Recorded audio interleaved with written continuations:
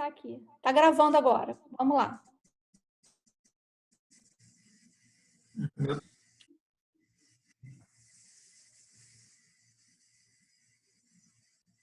Pode ir, vai. Foi, Ana?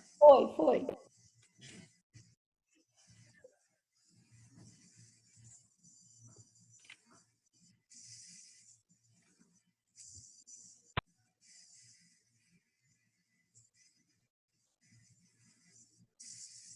Tá ok?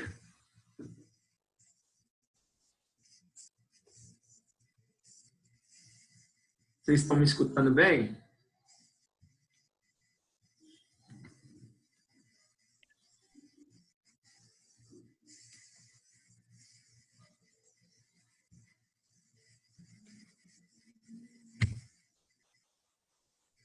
Sim, Mitch, pessoal te ouvindo bem. Todo mundo te ouvindo bem.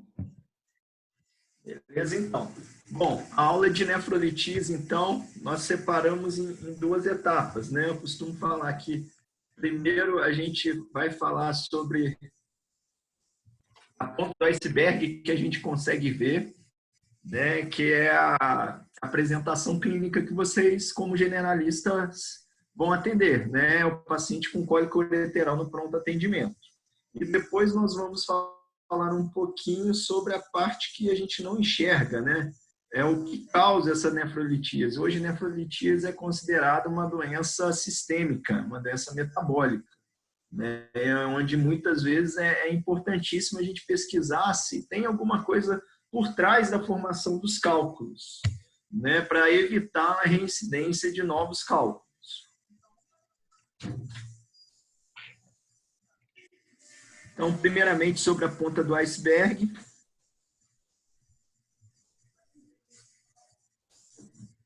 O paciente com cólica ureteral normalmente tem um quadro bem típico, né? Qual é o quadro típico de cólica ureteral? É aquela dor de uma intensidade muito elevada, muito forte, normalmente, né, naquela graduação de dor de 0 a 10, normalmente o paciente costuma falar que é uma dor 8, 9, 10, né? Então, né, uma dor muito forte já está implícito, geralmente, numa ureteral. O fato de ser muito intensa não compete que isso seja um sinal de alerta, um sinal de gravidade desse quadro. Tá?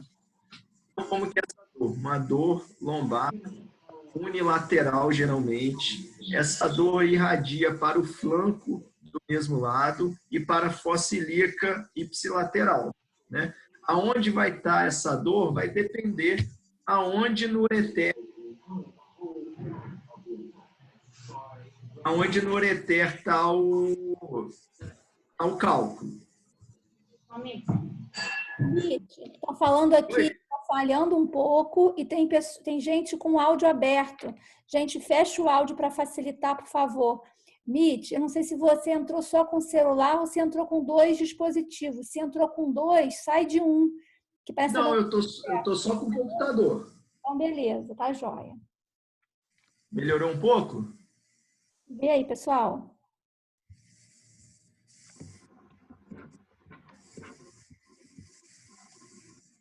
Vamos em frente, Mitch, aí a gente vê, né?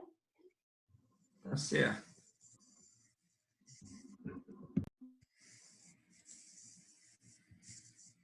Bom, quais seriam os sinais de alerta de um paciente com cólica ureteral?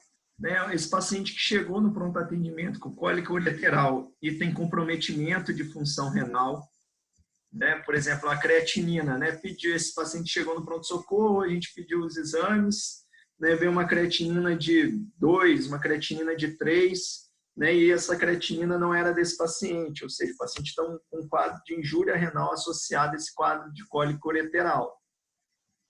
A presença de rim único, né, o paciente tem um só rim. Então, por exemplo, se ele está com cólica ureteral, um cálculo obstruindo esse ureter, se ele só tem um rim, né, ele pode evoluir com injúria renal, até mesmo, né, se não ocorrer uma desobstrução desse rim, né, esse paciente ficar anúrico, ele pode até mesmo dialisar por cálculo ureteral.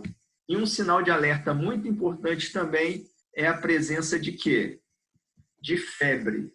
A presença de febre num paciente com cólica ureteral reflete que esse paciente, né, tem uma infecção associada, né, e uma infecção, uma pielonefrite associada a uma obstrução, né, muitas vezes isso pode traduzir em maior gravidade do quadro dessa infecção, né, e até mesmo ser uma urgência urológica para desobstrução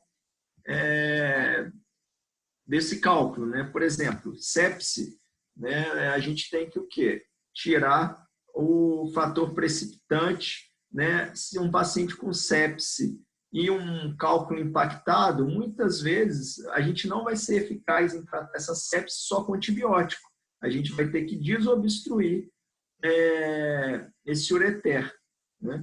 Agora, recentemente, no último ano, né, já tivemos 2 casos de pacientes relativamente jovens, né, que internaram com quadro de pielonefrite, né, fez o antibiótico apropriado, mas estavam evoluindo mal, né, ficaram plaquetopênicas. Teve até uma paciente que eu lembro que ela chegou a 5.000 plaquetas, né, o antibiótico estava correto, né, a abordagem estava correta, mas ela só foi melhorar o quê? Depois que ela fez desobstrução. Né, foi assim uma coisa impressionante. Desobstruiu, né, o ureter dessa paciente, tirou o cálculo, né, o urologista veio, passou um catéter chamado duplo J, e que esse catéter duplo J é um catéter que liga a bexiga à pelve renal. Então, ela ultrapassa essa obstrução, né, que do cálculo, e aí alivia um aparelho urinário e evita a formação, né, de abscesso renal, de pionefrose, que essa infecção perpetue. Bom, diagnóstico diferencial. Diagnóstico diferencial de cólica ureteral no pronto atendimento, né, basicamente abdômen agudo. Por exemplo, pielonefrite também dá dor lombar, né? A gente já viu na aula da semana passada aí com a Ana, cerca de 80% dos pacientes com pielonefrite têm febre. Então, febre é um dado importante, né? Se tem febre, tem pielonefrite, né? Uma cólica ureteral sozinha não explica a presença de febre. Mas também pode ocorrer uma pielonefrite associada a um paciente, né, igual eu falei, também obstruído também com cólica ureteral. Então, pielonefrite pode ser um diagnóstico que está junto à cólica ureteral ou pode ser um diagnóstico diferencial. Presença de gravidez ectópica, torção de ovário, outras causas inflamatórias de abdômen agudo, né, apendicite, né, diverticulite. Às vezes o paciente com apendicite, em vez de estar ali na fossa ilíaca, às vezes refere uma dor em flanco, enfim, pode haver essa confusão. Isquemia mesentérica, um diagnóstico diferencial em pacientes mais idosos, e herpes zoster, né? Só que herpes zoster, né, tem aquela lesão na pele, né? Também dá muita dor, mas tem lesão na pele. O melhor exame para diagnóstico de cólica ureteral ou de nefrolitíase é tomografia computadorizada. Esse exame é o exame considerado padrão ouro na abordagem de cólica ureteral ou de nefrolitíase.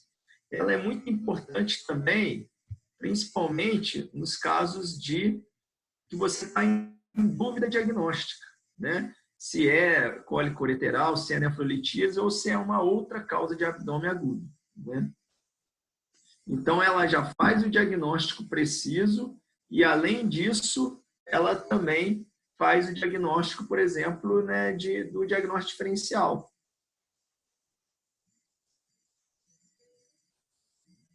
Aqui, por exemplo, uma tomografia mostrando um cálculo no ureter. Aqui, ó. Os cálculos são radioopacos na tomografia computadorizada. Aqui, oi? Não, só uma consideração, né? Que a TC ela consegue ver, inclusive, o cálculo que é radiolucente no raio-x, né? Então, é uma contribuição da TC, né, Mitch? Uhum. Bom, só mostrando essa outra TC que eu não falei, aqui, ó. Um cálculo aqui, o outro aqui. Só que esse rim ele não está obstruído, não está com hidronefrose. Provavelmente esse paciente não está sentindo dor desse lado aqui, do lado direito, que é a direita do paciente, aqui é a esquerda do paciente. Do outro lado, isso daqui não é um cálculo não, tá? É um sinal do asterisco mostrando a dilatação aqui, ó, da pelve renal. Provavelmente esse paciente tem um cálculo aonde? Em ureter, né? E por isso que está levando a hidronefrose. A dor desse paciente deve ser do lado esquerdo.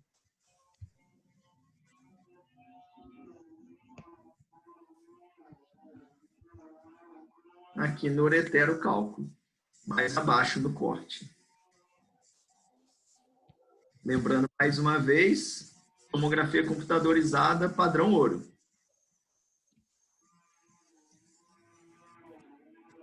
Um cálculo aqui, cálculo do outro lado.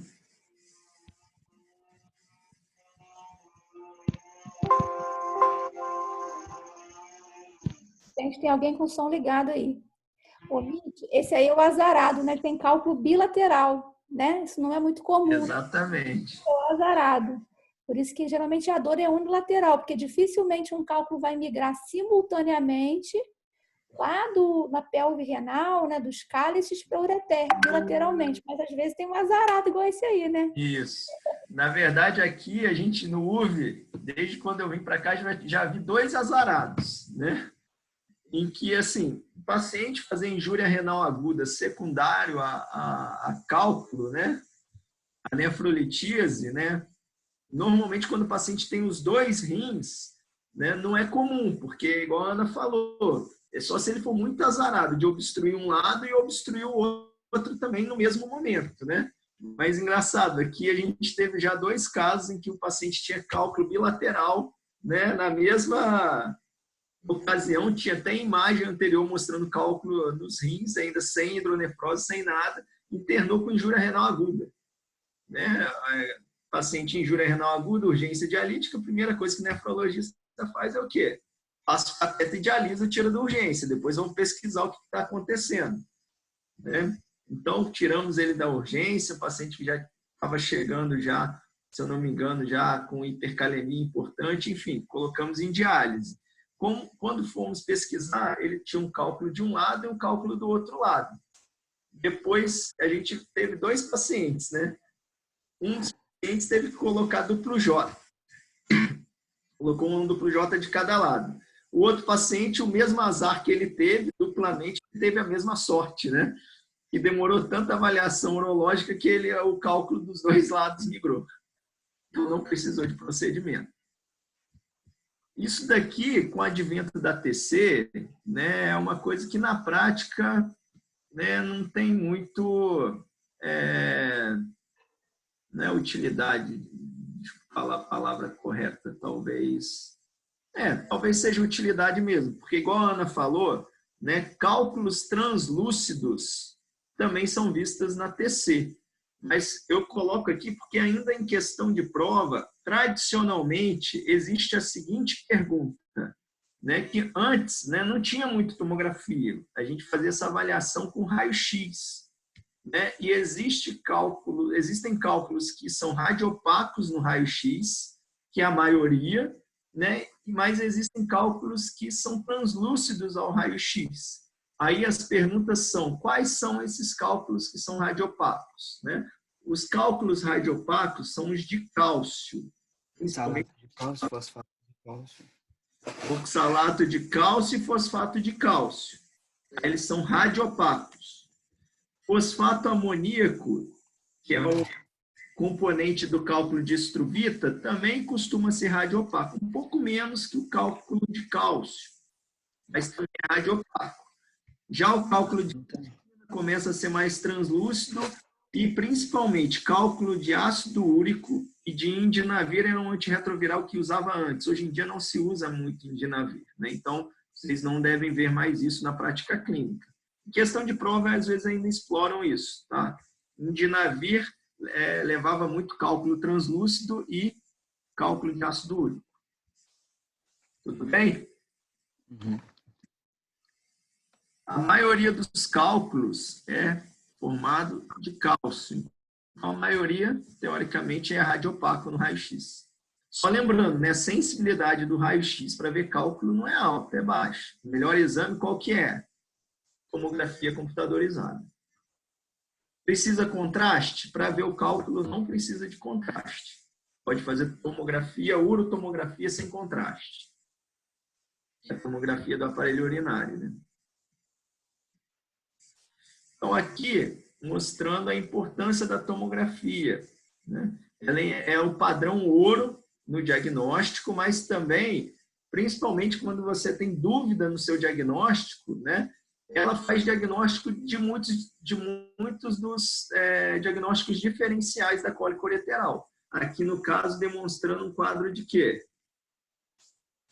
Ó, que é fossa ilíaca direita.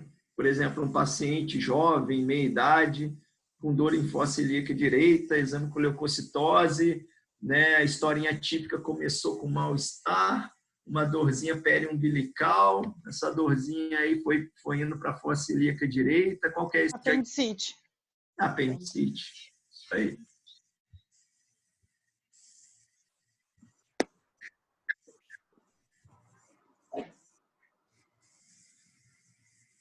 Ultrassom. Ultrassom também é um exame bastante utilizado, né, para avaliação de nefrolitíase. Né? É importante falar, ultrassom não tem radiação, ultrassom, né, é um exame barato, ultrassom é um exame, né, que não usa contraste, tomografia também não precisa muitas vezes contraste, né, para avaliar nefrolitíase, né? Só que o ultrassom, a sensibilidade é menor que na tomografia. O ultrassom é operador dependente. Mas vocês vão ver, principalmente em ambulatório, muito paciente que às vezes chega com achado, como um achado do ultrassom, né, a presença de cálculo renal, né, de nefrolitíase. E aí, às vezes, vai até a consulta por causa desse achado, né? Então, qual que é esse achado que reflete, né, nefrolitíase aí ao ultrassom? É a presença de quê? O cálculo tem esse reforço acústico posterior, ó, né? É uma área aqui bem hiperecogênica, ó. Tá vendo? Esse branquinho é o cálculo e que ele dá uma sombra acústica, ó. Fica pretinho atrás dele. Aqui está a sonda do ultrassom na pele, ó. Jogando as ondas do ultrassom. Nessas ondas do ultrassom, ele joga uma onda e essa onda reflete e aí o aparelho lê, né? Então, ele vê o quê? Esse branquinho, que é uma área hiperecogênica, né? Ultrassom a gente chama ecogenicidade, e com essa sombra posterior. Aqui, mesma coisa, ó. Certo? No ultrassom, também dá para ver o quê? A presença ou ausência de hidronefrose. Se eu tenho um paciente com cólica ureteral, né, o cálculo passando pelo ureter, esse paciente pode ter um grau de hidronefrose, dilatação, né, da renal. Ultrassom para avaliação de cálculo no ureter, a sensibilidade é baixa. Tá? O melhor exame qual que é? Tomografia computadorizada. O paciente com cólica ureteral, o ultrassom também é importante para ver se tem ou não hidronefrose, né? Se tem hidronefrose nesse rim, é um sinal indireto que pode ter o quê? O cálculo está dentro do ureter. Se você tem uma historinha típica de cólica ureteral, por exemplo, à direita, você faz ultrassom, seu rim direito não está dilatado, isso exclui totalmente, né, que esse paciente tenha cálculo no ureter direito? Não exclui. Não é todo paciente com cólica ureteral que faz hidronefrose. Mas já me fala uma coisa importante, né? Pelo menos esse rim não está totalmente obstruído. Provavelmente esse cálculo não é um cálculo grande, tem chance de sair espontaneamente.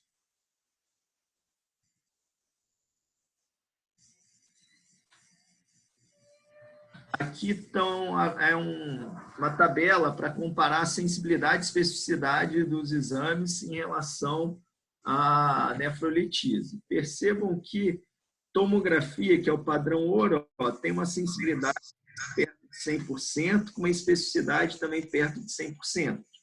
Né? Então, é o melhor exame aí para avaliar nefrolitise ou cólico ureteral. Ultrassom, olha como que o ultrassom é variável, né? É um exame bem operador dependente. Tem uma sensibilidade aí que vai de 40% a 90% e uma especificidade aí de 70% a 100% também. Mas bem menor do que a tomografia computadorizada. EAS, ó. EAS, a urina tipo 1, né? Paciente com nefrolitise cólico ureteral, principalmente cólico ureteral, tá? Sensibilidade da urina tipo 1, o que é? Tem alguma alteração no EAS. É bem provável que tenha, ó, quase 80% tem alteração no EAS. Né, com uma história característica, mas olha que ter coisa no EAS não é muito específico, né? Isso é outra coisa. E também não ter um EAS normal com paciente com sintoma de cólica ureteral, percebam, a sensibilidade é 78%. EAS normal também não exclui cólica ureteral. Então, se vocês querem excluir com maior segurança, está na dúvida, quer excluir cólica ureteral, qual que é o melhor exame? O do TC. Ouro? TC. TC, muito bem. Que tem algumas vantagens e desvantagens, né? Urografia excretora é uma coisa que hoje em dia está em desuso depois da tomografia multislice, né? Da tomografia helicoidal. Né? Usa uma grande quantidade de contraste. Né? Atualmente, a abordagem de cálculo em termos de imagem, a gente acaba ficando mesmo com ultrassom e tomografia na maior parte dos pacientes. Tá? Ultrassom rápido, barato, lá, sem radiação, não invasivo, uma sensibilidade e especificidade razoável. Né? Desvantagem, ruim para o ureter, ó, para obeso, filho paralítico, operador dependente. Né? E TC, fiquem que TC é o quê? É o padrão ouro. Desvantagem, ó, radiação. Mais cara também. Bom, organograma do UpToDate, né? O que fazer? Aqui eu vou dar 2 cenários para vocês. Eu gosto de falar de 2 cenários, né? Um cenário em que você tem o máximo, né, para fazer, e o cenário que você é uma boa parte das emergências que vocês vão trabalhar aí na rede pública aí, uma boa parte vocês não vão ter TC para fazer para o paciente com cólica ureteral, né? Então, eu vou dar essas 2 abordagens aí para vocês. Tá? Então, pelo UpToDate, né, ele já fala, ó, paciente com cálculo ureteral sintomático. O que é? Esse paciente que chegou no pronto-socorro com náusea, vômito, dor lombar unilateral, irradiando para flanco, ou seja, quadro típico de cólica ureteral. Ele fala, o ideal desse paciente é fazer tomografia. Todo paciente, ele fala que todo paciente, idealmente, com cólica ureteral, deve fazer uma tomografia. Mais para frente eu vou falar quando que a gente pode esperar esse cálculo sair sozinho, né? Tem relação com o tamanho do cálculo. No ureter, eu só vou saber o tamanho do cálculo com o exame. TC, ultrassom não vê cálculo no ureter, muito menos o que? O tamanho desse cálculo. Bom, então tá lá, ó. O paciente chegou com cólica ureteral, fez a TC. Beleza. Controlar a dor desse paciente, eu vou falar para vocês daqui a pouco o que tem evidência, o que não tem para controlar a dor desse paciente. Uma das primeiras perguntas que eu tenho que fazer, esse paciente tem sepse associada a essa cólica ureteral. Se ele está séptico, febril, né? Eu não vou aqui entrar em detalhes de critérios de sepse, enfim. Estão vendo que sepse a gente fala em várias aulas, né? Uma coisa muito importante para vocês estudarem. E vocês têm, sepse está associada a várias disciplinas, enfim. Se o paciente tem sepse, a gente deve contactar o urologista para ver se faz uma descompressão ureteral, né? Porque, igual eu falei, a infecção só melhora depois que você melhora lá. A causa dessa infecção vai agir lá na gênese do problema. Se você tem uma infecção, por exemplo, de um rim esquerdo, esse rim esquerdo está com ureter, com um cálculo impactado no ureter, ali daquele cálculo para cima, aquilo ali deve estar formando o quê? Um monte de pus ali. O antibiótico não vai agir com tanta eficácia ali. E aí tem que fazer o quê? Descompressão, senão o paciente não melhora, mesmo você fazendo o antibiótico adequado. Bom, se o seu paciente não tem sepsis, já é um bom começo, né? Aí você precisa saber o quê? Se a pedra é maior ou menor que 10 milímetros, 1 centímetro. Isso é variável aí nos protocolos, tá? Se ela é maior que 1 centímetro, praticamente ela não vai sair sozinha. Ah, eu tenho um tio que saiu. Mas ele é 1% dos pacientes com cálculo maior que 1 centímetro. É mais que 1%, tá? Maior que 1 centímetro sai, né? Mas 90% não sai. Então, você não atrasa, né? Se você tem um cálculo já muito grande, já pode pedir um parecer para quem? Para o urologista. Provavelmente ele precisa de abordagem urológica. Se é um cálculo menor que 1 centímetro, tá? Não é maior que 10 milímetros, aí você está autorizado a tentar tratar clinicamente, ver se esse cálculo sai sozinho. Então, você observa, trata a dor, né, e prescreve um alfa-bloqueador, né, o tansulosina. Alfa-bloqueador parece que aumenta a chance desse cálculo se eliminar espontaneamente. Aí é aquela coisa, ó. O cálculo foi eliminado? Sim, beleza, segue a vida. Não, aí vai cair no urologista também. Tá? Mitch, tem uma aluna que perguntou aqui em quanto tempo que um paciente com litíase e pielonefrite evolui para sepse. Respondi aqui que não tem um tempo definido, né? Mas é rápido pelo fato do rim ser um órgão muito vascularizado, né? Então, isso pode acontecer rapidamente, mas não tem como definir um prazo, né, Mitch? Um tempo definido. A princípio, né, se a gente vê por critérios, boa parte dos pacientes com pielonefrite, né, pelos critérios antigos, quase todos, né? O critério de Sears para sepse, né? Que eu acho que vocês têm que saber os dois critérios. E vocês estudam sepse hoje pelo critério, né, triando pelo Quick SOFA e fazendo um diagnóstico com Delta MORC2 no SOFA, né? Boa parte desses pacientes vai preencher o critério de sepse. Mas é igual a Ana falou, não tem muito um tempo específico, né? Em quanto tempo vai evoluir. Mas aí é o seguinte, se o paciente tem pielonefrite, né, esse paciente é um paciente que a gente vai já contactar o uro, né, para ver se já faz uma abordagem mais precoce. A gente vai esperar esse paciente ficar séptico para abordar esse paciente. Eu acho assim, na aula passada a gente falou sobre infecção do trato urinário complicada, né? Que pressupõe que essa infecção no parênquima renal ou já há repercussão de sepse. E a gente colocou lá bem claramente, né? Se esse paciente tiver comprometimento sistêmico com gravidade, sepse ou obstrução de via urinária, né? A gente tem que agir de forma muito enérgica. Aquele negócio de, nem que Mitsu, falar que entrar de sola, né? Tem que entrar de sola. O antibiótico tem que ser potente e a intervenção urológica tem que ser urgente, né? É a única maneira de tratar adequadamente esse paciente, né?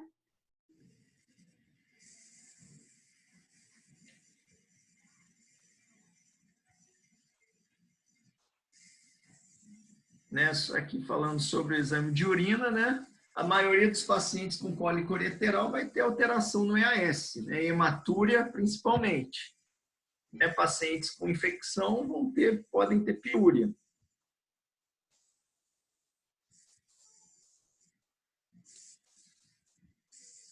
Paciente com cólica ureteral, o que a gente faz? Controle da dor, né?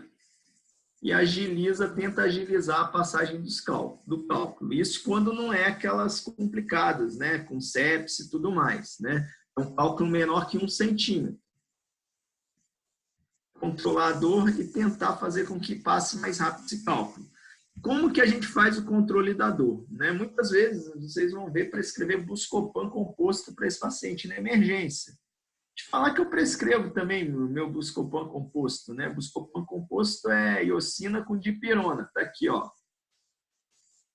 Mas vejam que o nível de evidência dele não é tão alto. Ó. O que tem mais nível de evidência cólico-ureteral é anti-inflamatório não esteroide, por exemplo, cetoprofeno, que normalmente a gente encontra aí nas emergências, e opioide. Ó. Aqui está meperidina, né? Mas o opioide mais comum, talvez, de encontrar nas emergências seja o tramadol. Tá? Como que a gente prescreve? Cetoprofeno, 100 miligramas, eu costumo prescrever num soro de 100, põe para correr. E tramadol, ampolinha, tem 50 miligramas por ml, uma das apresentações. Né? Vem com 2 ml, 100 miligramas. Aí a gente prescreve assim, tramadol, 100, soro fisiológico também 100 ml. Aí põe para correr aí uns 30 minutos esse tramadol. Beleza? Aí, Mitch, a gente costuma, às vezes, ver o paciente fazendo tramadol tendo um pouquinho de enjoo, né? E, assim, é comum nesse paciente ter enjoo e vômito. Então, é importante deixar correr mais lentinho, isso minimiza esse efeito, né? Esse efeito colateral de náusea e vômito. E é frequente, às vezes, ter que utilizar ou ondansetrona ou metoclopramida, né? Porque são pacientes que frequentemente têm enjoo, né? E, assim, em relação à meperidina, hoje em dia a gente evita bastante, né? Pela dependência. E aí, realmente, o tramadol é uma opção melhor, né, Mitch? A gente usa mais o tramadol, né? O que eu faço na minha prática? Ó? Chegou o paciente com cólica ureteral. Eu costumo passar o Buscopan composto e usar logo de cara cetoprofeno ou tramadol, um dos dois.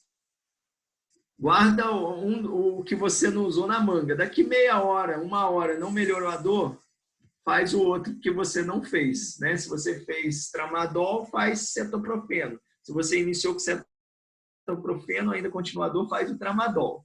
Bom, se a dor melhorou com esses dois, provavelmente aí vai começar a entrar em critério de quê? Refratariedade da dor. Aí até uma indicação de imagem e chamar o urologista também de urgência. Tá?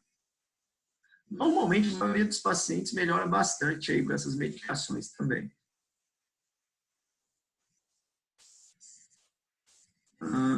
Isso daqui é um protocolo, se eu não me engano, acho que é do Sírio, né? Em que ele lá, o protocolo do Sírio, se for ver, ó, ele nem fala TC em todos os pacientes, né? Se eu não me engano, a Unimed lá em Barra faz TC em todo mundo, né, Ana? É, padrão ouro a gente faz, a gente tem acesso, né? A gente faz o primeiro exame, a gente realmente faz a TC. Quando tanto para diagnóstico diferencial, quando há uma suspeita bem forte, a gente faz a urotomografia justamente para ver tamanho do cálculo, localização, ver se esse cálculo já sai sozinho ou não, né? Então a gente faz. E a importância do exame de urina, né, Mitch? Você deve, né, assim, o EAS, né? O EAS é um exame fácil de fazer, barato. Se você encontrar hematúria, né, um paciente com cólico ureteral, é uma coisa que a gente tem que pensar Bem forte. sugestivo. Muito sugestivo. Só uma observação, né? Às vezes pode não ter especificamente o cetoprofeno. Cetoprofeno, assim, onde eu trabalho, por exemplo, a gente tem o tenoxicam, tem de 20 e 40 miligramas. O importante é fazer um anti-inflamatório, né? Tem alguns lugares que vão ter Voltaren, por exemplo, né? Então, é fazer um anti-inflamatório. Tenoxicam, 20 ou 40 miligramas, a gente faz intravenoso. Tem alguns anti-inflamatórios que são intramusculares, né? Preferencialmente. Aí vai depender do que você tem disponível no serviço onde você trabalha. E aqui tem uma pergunta interessante, né? Se o Buscopan, na verdade, o Buscopan composto, provavelmente que o aluno quer perguntar, pelo fato do Buscopan composto ter dipirona e iosina, né, e iosina ser um antiespasmódico, se isso não diminuiria a chance do cálculo sair por espasmo, né? Isso é uma pergunta que realmente tem sentido, né? Mas assim, tem literatura que realmente fala para você fazer dipirona sem a iosina, né? Você fazia a dipirona, 2 até 4 ml, seria 1 grama, né? Para evitar usar a iosina. Mas isso é controverso também, né, Mitch? É assim, em medicina, né, a gente vive uma medicina baseada em evidência, né? Uma coisa é o racional, tá certo, o racional tá correto, né? E a outra coisa é o que ocorre assim na vida real, né? Que é o que vale mais para nortear tratamento e tudo mais. E aí, para explicar isso, teria que ter, por exemplo, um estudo randomizado usando Buscopan composto, iosina e outro não. E ver com grupos iguaizinhos, né? Com N, maior N possível, para mostrar que realmente esse racional está correto e de que vai diminuir a passagem do cálculo. Né? A coisa aí da recomendação é mais em relação à dor mesmo, né? Onde o desfecho é a dor. Enfim, fica aí a dúvida, né? É uma pergunta inteligente, né? Tem sentido, tem Tem racional, sentido. mas realmente, né, há controvérsias. E a gente acaba usando, né? A maioria a gente acaba Claro, usando o Buscopan composto na prática clínica. para dor. Esse slide aqui mostra várias, por exemplo, tamanho, posição e possibilidade de eliminação do cálculo. Percebam que quanto maior o cálculo, né, menor a chance dele ser eliminado. Por isso que logo de cara, se você pega um cálculo já de 1 centímetro, numa urotomografia, você já vai referenciá-la precocemente para o urologista, que esse paciente não vai resolver esse cálculo sozinho, ele provavelmente não vai sair espontaneamente. Sobre posição e eliminação, né? Quando o cálculo está no ureter distal, né, ele já percorreu grande parte, né, do ureter, já percorreu o proximal e o médio. Né? Então, a chance, quanto mais distal, maior a chance de eliminação também. Aqui em relação a um dos estudos mostrando a relação de tamanho do cálculo e tempo para eliminação. Quanto maior, né, maior o tempo que leva para eliminar o cálculo também. Né? Enfim, mas é medicina, né? Não é uma verdade assim, absoluta. Né? Eu tenho paciente que já eliminou cálculo de mais de 1 centímetro. Né? A história prévia também conta. Né? Por exemplo, você tem um paciente que já falou que eliminou cálculo de 1,2 centímetros. Aí aparece com cálculo aí de 1 centímetro. De repente, se não tiver complicação, esse paciente você pode até esperar um pouquinho. Né? Provavelmente até o paciente vai falar assim com você, já ocorreu comigo. Não, doutor, não vou para o urologista, não. Já joguei para fora cálculo maior que esse. E no final, o paciente tem razão. Normalmente tem razão nesse tipo de caso. Realmente, nesse paciente, o cálculo eliminou sozinho. Não sei se você tem algum paciente, Ana, com cálculo grande que eliminou espontâneo. Gente, eu tenho uma paciente que fala para mim que quando ela anda a cavalo, ela elimina cálculo espontaneamente, sem dor. Quer dizer, o ser humano é algo muito complexo, né? Ela falou que quando ela anda a cavalo, quase sempre ela elimina cálculo sem dor. Não sei se isso é real, mas é o que ela fala. E eu tive uma paciente que eu jurava que ela não ia expelir o cálculo. Falei para ela, não marquei, isso era uma sexta-feira, marquei com o urologista no sábado de manhã, ele ia recebê-la em Valença para poder fazer uma ureterorrenoscopia. Falei, olha, ela não queria de jeito nenhum. Eu falei, olha, não tem jeito, seu cálculo tem 1,5 centímetros, não tem jeito, tem que ir. E aí ela me liga de manhã que ela tinha eliminado o cálculo espontaneamente. Então, assim, né? Medicina realmente não é matemática. A gente vai pela probabilidade mesmo, né? Mas... Isso aí.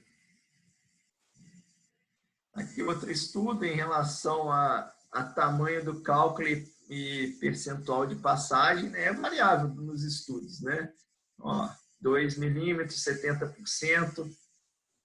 Por que o de 3 milímetros eliminou mais do que o de 2? Não sei, né? Cabalisticamente aqui 3 foi melhor. Mas, enfim, no geral, quanto maior aqui o tamanho do cálculo, menor a chance, né, de passagem, né? 60, 47, 56, 33, 27. Aqui tem um cabalístico aqui também de 6 que saiu mais que o de 5, né? Mas foi nesse estudo, né? Não quer dizer que vocês devam preferir um cálculo de 6 do que um de 5. Sobre tansulosina, né? Tansulosina em cálculo menor que 1 centímetro, 10 milímetros, nós estamos autorizados a prescrever em pacientes com cólica ureteral. Então, esse paciente que chega no pronto-socorro, melhorou a dor com o remédio que você deu, seu cetoprofeno, né, seu tramadol, né, estava enjoado, você deu sua bromoprida também, depois de 2 horas o paciente ficou bem, tchau, doutor, vou para casa, manda ele para casa, você estava lá na Unimed Barra, que tem TC, cálculo de 6 milímetros, vai passar, pode prescrever, não tem febre, não tem nenhuma complicação, creatinina, função renal normal, passa para casa também tansulosina, 0,4 uma vez ao dia. Ela facilita a passagem do cálculo. Tá? Esse com evidência, tá? Esse daqui é com evidência, tansulosina. Desculpa, Mitch, tem um aluno perguntando aqui se tem algum cálculo capaz de se dissolver com terapia clínica. Isso daí eu já ouvi falar, assim, eu já ouvi pessoas falarem, é comum, acho que é paciente me falando isso, chá de quebra-pedra, não sei lá das quantas, enfim. Mas com evidência, eu nunca vi assim, evidência assim, de literatura falando assim, cálculo grande dissolver com não sei lá das quantas, com tal remédio. Já viu? Eu já li, Mitch, sobre o cálculo de ácido úrico, né? Você alcalinizando o pH da urina, que você poderia, em cálculos pequenos, você poderia levar à dissolução do cálculo. Mas eu li isso uma vez numa revista, foi até no New England, um artigo sobre cálculo ureteral, ele citava a possibilidade da alcalinização do pH da urina levar à dissolução de cálculo de ácido úrico pequeno tamanho, sabe? Uhum. Mas na prática, né, o que é importante na crise é você, dependendo do tamanho, desobstruir a via urinária. A longo prazo, você vai alcalinizar mesmo o pH da urina, né, para esse paciente, então você vai acompanhando, né? Mas na urgência também pode sair espontaneamente, né? É isso aí. Na crise, ou ele sai espontaneamente, ou você tem que ter você vai caminhar para o urologista fazer um procedimento para desobstruir. Na crise não vai dissolver, né? A longo prazo, para cálculo de ácido úrico. Bom, só repetindo aqui um pouquinho, quando você vai pedir o urologista, né? De urgência, em pacientes que têm o quê? Sepse urinária, paciente com obstrução de ureter e injúria renal aguda. Por exemplo, o paciente tem um rim único, obstruiu o ureter, já chegou com uma creatinina de 2,5, tanúrico, no outro dia está 3,5 a creatinina. Esse paciente, você tem que chamar logo o urologista, senão ele vai dialisar por esse rim impactado. Se o urologista agir logo, pegar, desobstruir essa via urinária, esse paciente não faz diálise. Anúria, que quer dizer obstrução total, e dor intratável. Encaminhar logo o paciente, né, também ambulatorial, né? Aqui, ó, se você tiver um cálculo maior que 10 milímetros, 1 centímetro.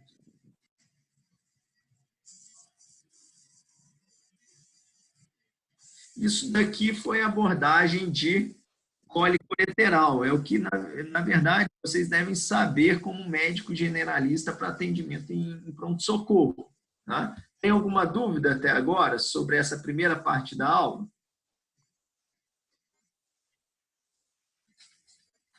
Pode prosseguir? Não tem nenhuma pergunta no bate-papo, não. Ah, tem uma pergunta agora. O uso de tamsulosina será feito até o paciente expelir o cálculo? Sim, até expelir o cálculo. E assim, a gente espera um tempo, né? Tipo, umas 2 semanas. Se ele não expelir, Não é eterno.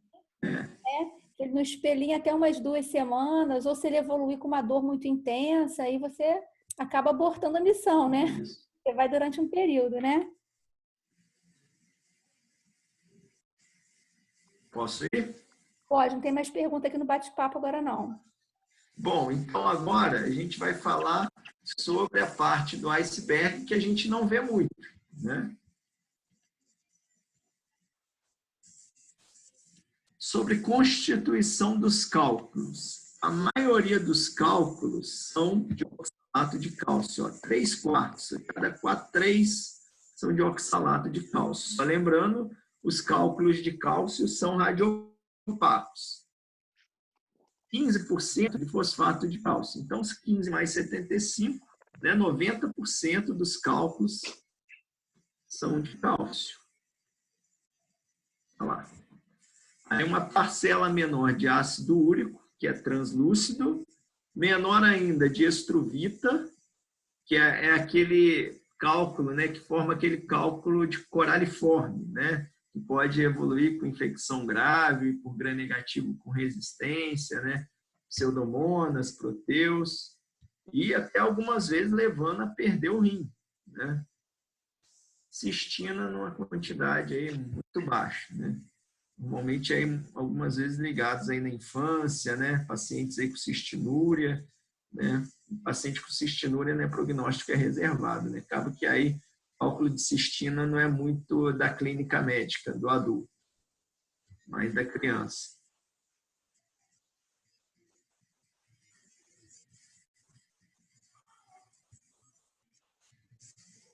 Olha a prevalência de nefrolitíase atualmente, né?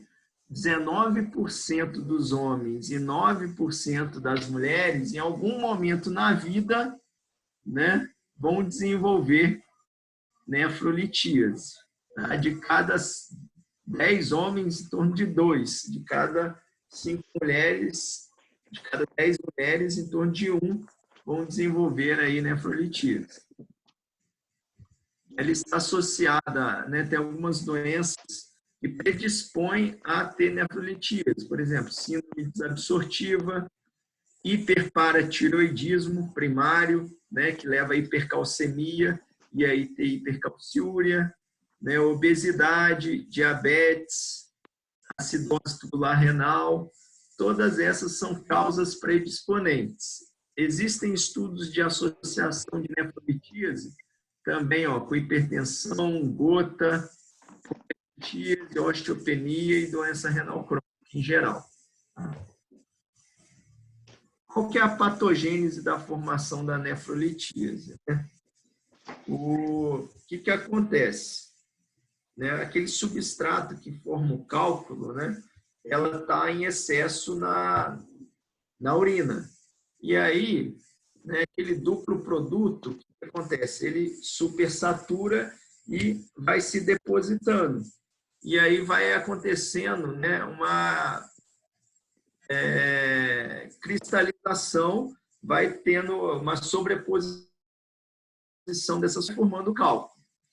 Existem inibidores, tá, da cristalização, né? Bom, por exemplo, no trato urinário, o mais importante é o citrato. Tem paciente que tem muito cálculo, que tem hipocitraturia, né? A causa de formar cálculo é ter citrato baixo no organismo, né? na urina. Esses pacientes, por exemplo, a gente tem que fazer o quê? Repor citrato para esses pacientes. Talvez, se eu não me engano, seja a segunda causa de distúrbio metabólico aí em relação a paciente formador de cálculo. A primeira, né, quando a gente acha a causa, né, se chama hipercalciúria idiopática. O paciente tem muito cálcio na urina e não se descobre muito bem por quê. É diferente, por exemplo, do paciente que tem hiperparatiroidismo. Né? Quem tem hiperparatiroidismo primário, onde a maior causa é adenoma de paratireoide, que aumenta os níveis de PTH. PTH faz o quê? Descalcifica o osso, né? Joga cálcio, né? O paciente fica com hipercalcemia.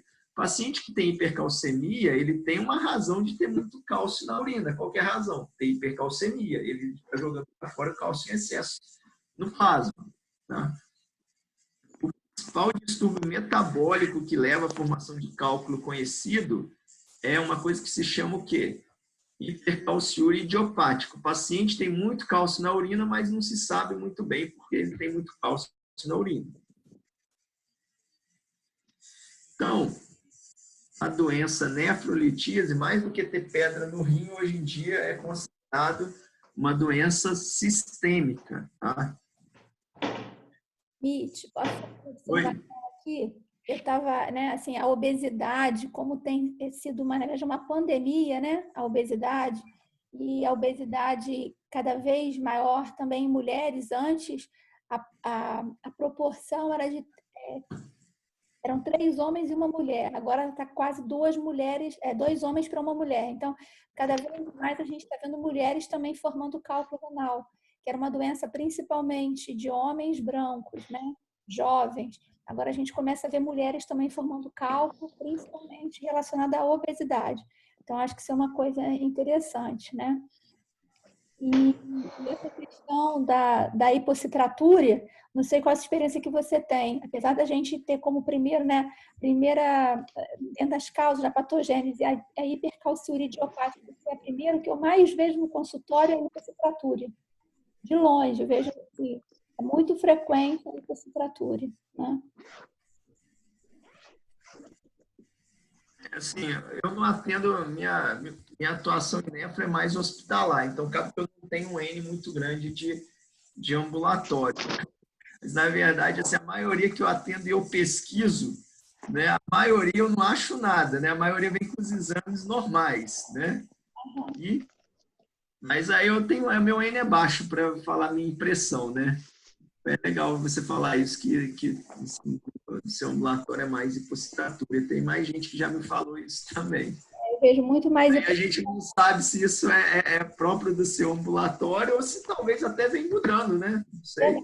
Outra questão também é a gente repetir, né? Se você fez uma investigação metabólica, não encontrou alteração, você fazer novamente. Quando você repete, você tem mais chance de encontrar a alteração metabólica que esteja causando essa formação de cálculo.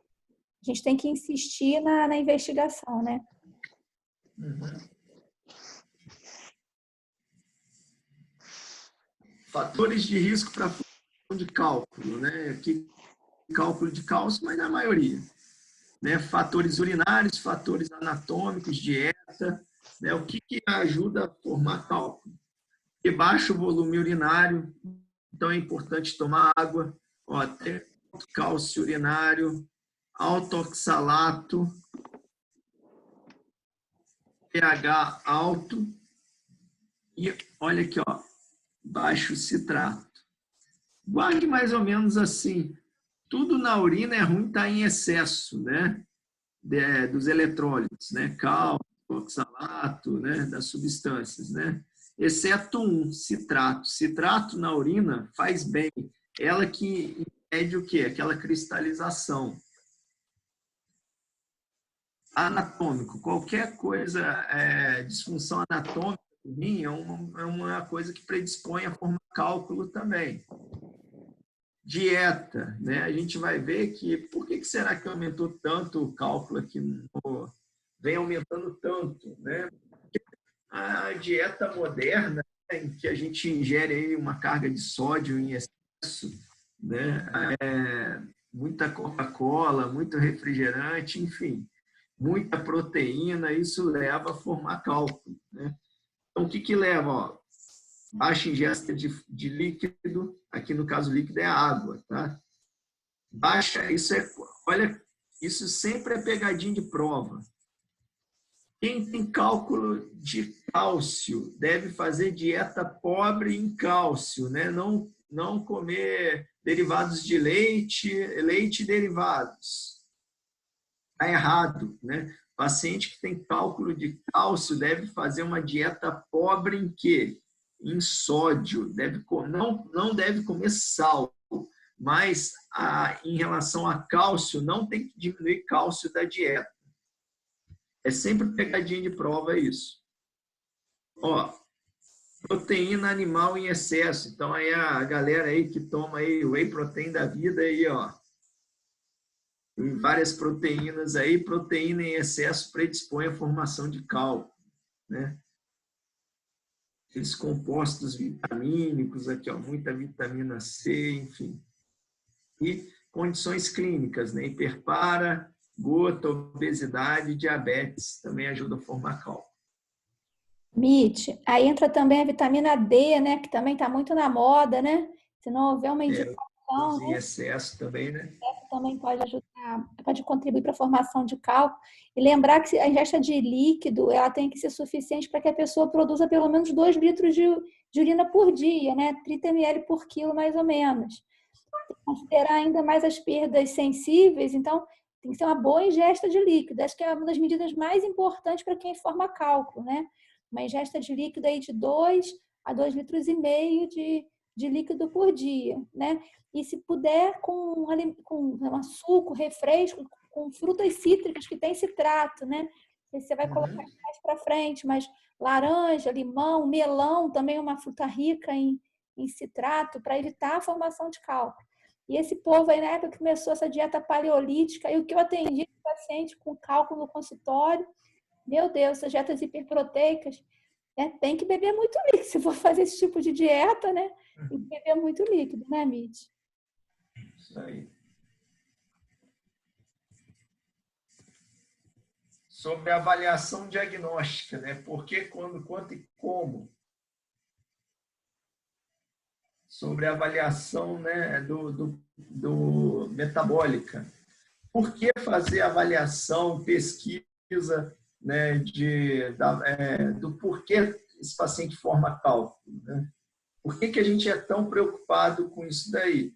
Né? Porque hoje a gente sabe que muitas vezes isso faz parte de um contexto sistêmico, né? Antes achava que quem tinha nefrolitíase, quem tinha cálculo no rim, tinha uma pedra no rim, ponto, né? Hoje a gente sabe que isso vai muito além.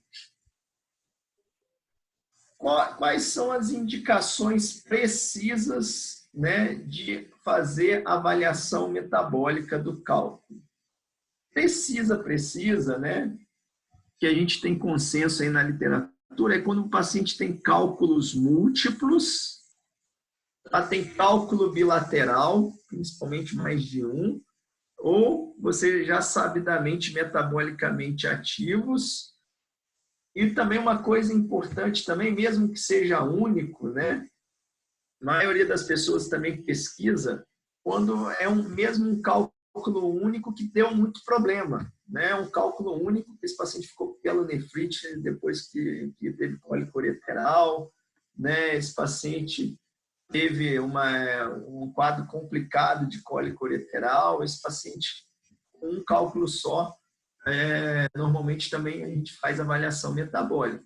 E hoje em dia tem até gente mesmo falando que quem tem um único episódio e você faz o exame de imagem e não vê mais cálculo, também já deveria ser pesquisado. Isso não é consenso, né? Queria até perguntar para a Ana se ela faz em todo mundo, né? Não é consenso fazer em todo mundo. Tem pessoas que acabam fazendo porque também nada impede. A pessoa teve um cálculo só, mas se você fez a avaliação metabólica, deu citrato baixo. Você vai ficar esperando formar mais cálculos? Enfim. Né? Mas de resposta de prova, quando eu devo fazer? Sempre quando tem cálculos múltiplos ou metabolicamente ativos. Você faz sempre, Ana?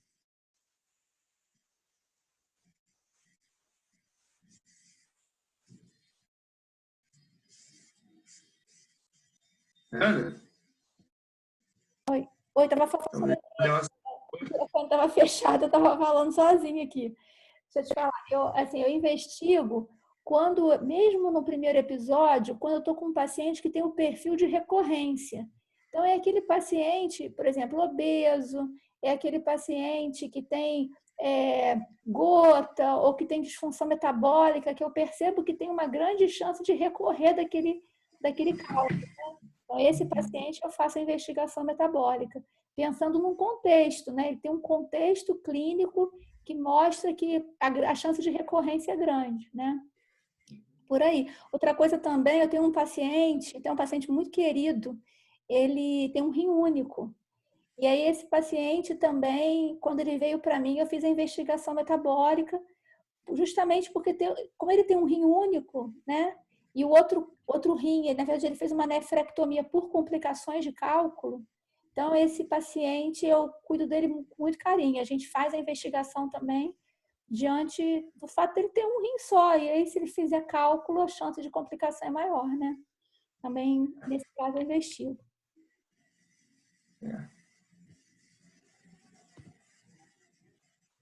Quais exames fazer, né, nesse paciente que a gente quer fazer a investigação metabólica?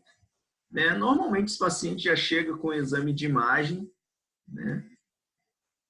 Quase sempre ultrassom, às vezes já chega com tomografia também. Né? Quando vai fazer pesquisa metabólica, eu acho que é importante também ter, se não tem, ter uma tomografia computadorizada.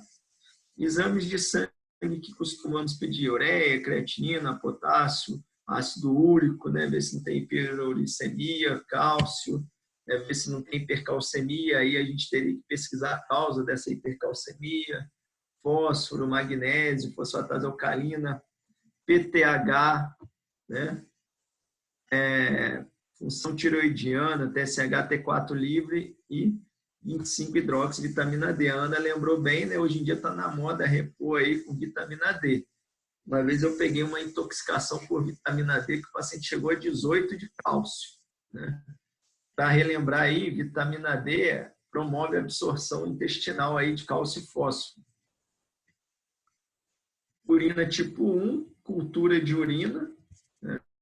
Então a gente faz o EAS. E aí a gente vai pedir uma série de exames de dosagens em urina de 24 horas, para ver se está em excesso. Né? Se tem, por exemplo, aqui, para dosar cálcio em 24 horas, para ver se eu tenho o quê? Hipercalciúria. Para dosar ácido úrico, citrato, isso tudo na urina, oxalato, são os principais, né? E aí a gente aproveita e vê o volume urinário para ver se o paciente está urinando, igual a Ana falou, pelo menos 2 litros por dia. Se o paciente está urinando aí 1.000 ml por dia, aí um dos problemas já está aí, né? Não está ingerindo líquido. Aqui, cistinúria, de uma maneira geral, isso a gente não faz de rotina.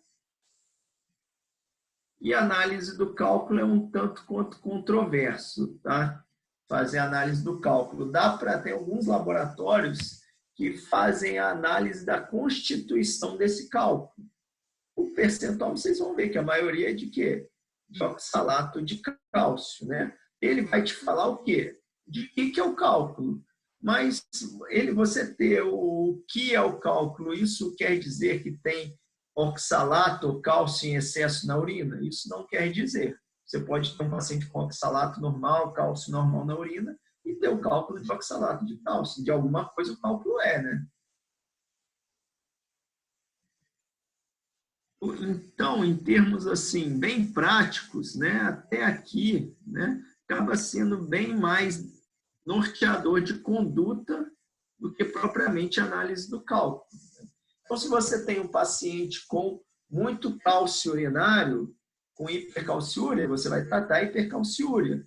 Se você tem um paciente que tem muito ácido úrico urinário, você vai ter abordagem para tratar esse paciente com muito ácido úrico urinário. Se você tem um paciente com baixo citrato urinário, você vai repor citrato para esse paciente. Aqui estão os valores normais em 24 horas, considerados normais. Tá? Obviamente, eu acho que não vale a pena ficar decorando esses valores. Né? É interessante vocês saberem uma coisa. Ó. Tudo o normal, a maioria aqui, o normal é o quê? Ter valor baixo, ou seja, ser alto é ruim. Ó, tanto cálcio, oxalato, ácido úrico, ó, tudo menor. não ingerir sal, baixo sódio, baixa ingesta de sódio. Guardem assim. Tudo tem que ser baixo, exceto um, citrato. Citrato normal é ser alto, né? Então, se o citrato estiver baixo, aí o problema é hipocitratura, tem que repor citrato. MIT, o suco Oi? urinário, geralmente a gente considera aí como menos 100 mEq por litro, correto? É assim que você considera também? Porque Aqui está 130 nessa literatura, mas é 100, 130, é. isso, mEq por litro, só porque geralmente não vem em miligrama para os alunos saberem na prática, né? Na prática vem por litro, né? Isso daqui é correspondente mais ou menos a 4 gramas de sal. A ingesta a dieta, não é isso? Isso. O brasileiro Aqui, ingesta. aqui fala de sódio, né? Aham. O sal de cozinha, por exemplo, não é só sódio, né? É cloreto de sódio, né? O brasileiro costuma ingerir cerca de 12 gramas de cloreto de sódio por dia, né? Nossa, tô nessa. Também não estou muito diferente, não. E é isso aí. Deixa eu só falar uma coisa aqui, né? Falar que cai bastante também, não vai ser muito do dia a dia de vocês, é mais do especialista, mas cai em prova. Principal alteração metabólica é hipercalciúria idiopática. É ter grande quantidade de quê? De cálcio na urina. Sem ter hipercalcemia. Você vai ver o cálcio no sangue está normal, no plasma, mas vai fazer urina de 24 horas, você tem cálcio em excesso. Isso se chama hipercalciúria idiopática. Tá? Quando vem alterado, é o número 1, segundo a literatura. A maioria que você pesquisa, faz avaliação metabólica, a maioria tem uma avaliação negativa, você não acha nada. É idiopático do idiopático, né? Tem porque tem. Às vezes tem esses fatores associados, né? Muita gente fala, né? Quando a gente fala idiopático é que a gente não sabe direito a doença, né? Deve ser muito por aí. Quando a gente acha o problema, o número 1 que a gente acha em prevalência, segundo a literatura, é hipercalciúria idiopática. Tá? Como que trata a hipercalciúria idiopática? Ou paciente que tem cálculo em geral? Fazendo uma boa ingesta, começa pela dieta, uma boa ingesta hídrica, né, para gerar aí pelo menos 2 litros de urina por dia. Então, tem que tomar aí 2,5 litros de água por dia. Ter uma ingesta baixa de sódio, né? Tem que fazer uma ingesta com baixa proteína. E também, esse paciente, né, é interessante, fala aí suco de limão que tem citrato, mesmo o paciente não tendo hipocitratura aqui no exame, também é interessante você ter uma dieta mais rica em citrato, né? Daí vem aí o suco de limão, né, que a Ana falou. Limão, laranja e melão, Mitch. Eles falam 6 a 8 laranjas por dia, 6 a 8 limões por dia e o melão à vontade. Eu me surpreendi em relação ao melão. É uma coisa muito nova, né? E a laranja, tem gente que fala também 1 litro de suco de laranja por dia. O problema é que é calórico a laranja, né? Exatamente. O problema Limão, melhor limão, melhor ficar com limão. O problema é a obesidade, né? E existe uma terapia medicamentosa específica para a hipercalciúria idiopática, que é você usar o quê? Diurético tiazídico. Hidroclorotiazida, por exemplo. Hidroclorotiazida, diurético tiazídico, ele diminui a calciúria. Então, ele serve para tratar a hipercalciúria idiopática. Tá? Então, é isso que vocês têm que guardar. Por exemplo, dar uma hidroclorotiazida para esse paciente. Mitch, acho que vale a pena falar que não pode ser diurético de alça, porque o diurético... Sim. Porque o diurético de alça tem um efeito justamente contrário, né? Ele aumenta o cálcio na urina. paciente, né? Ele é hipercalciúrico, né? Ele é hipercalciúrico. E o diurético de alça, a furosemida, ela é até um dos tratamentos em paciente que tem hipercalcemia, né? Justamente porque ele expolia o cálcio. Isso aí. Parece que esses pacientes com hipercalciúria idiopática, eles têm um problema na reabsorção de cálcio. Por que que isso acontece? Ninguém sabe muito bem, né? E aí ele começa a ter uma calciúria aumentada porque ele não reabsorve o tanto que ele deveria reabsorver. Então, o diurético tiazídico ajuda nesse contexto, né?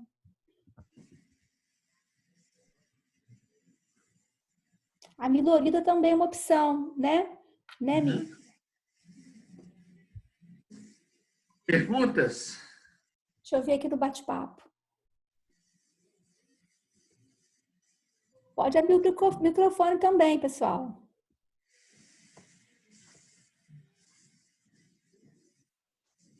Vamos lá.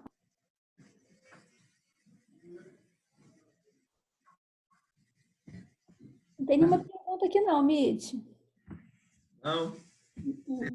Uma pausa de uns minutinhos para o caso clínico ou toca direto? Vocês que sabem. Tem uma pergunta aqui. Pode haver hipercalciúria absortiva? Hipercalciúria absortiva? Eu não sei esse termo absortiva, né? Por exemplo, se você for considerar que intoxicação por vitamina D você absorve muito cálcio e fósforo, né? Você acaba tendo hipercalciúria, né? De repente, a absorção em nível intestinal que ela está falando, né? Absorver mais o cálcio, elevando a hipercalcemia, e isso, quando tem hipercalcemia, você acaba tendo hipercalciúria, é isso? Aí está perguntando se seria uma indicação de restrição dietética. Ah, não, foi o que eu falei. Paciente não deve fazer restrição dietética de cálcio, tá? Porque ter baixa disponibilidade de cálcio parece que até piora esse quadro desses pacientes. E o paciente ele pode começar a roubar cálcio do osso, né?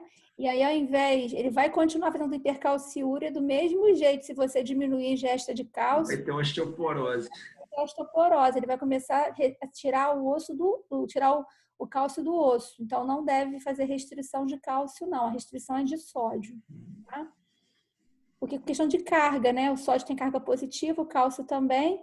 E aí acaba fazendo uma troca de sódio por cálcio, né? De cálcio por sódio, né?